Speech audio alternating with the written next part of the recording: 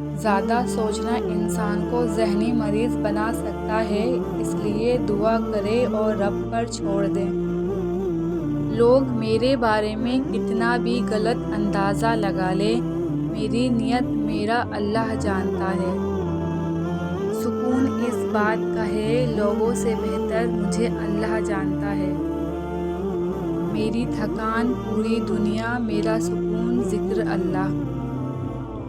اور آخر میں تجھے سب دفن کر دیں گے اور چلے جائیں گے، لیکن وہاں صرف اللہ سے سچی محبت کام آئے گی۔ اللہ کے ڈر سے زندگی گزارو، وہ کامیاب بھی کرے گا اور سکون بھی عطا کرے گا۔ جو شخص تم پر غصہ بھی کرے مگر پھر بھی تعلق ختم نہیں کرے، وہ برے وقت میں تمہارا سچا ساتھی ہے۔ کتنا سکون دیتی ہے نا یہ آیت۔ اللہ نے فرمایا، رو نہیں مت، تمہارے ساتھ ہوں، سن بھی رہا ہوں، دیکھ بھی رہا ہوں۔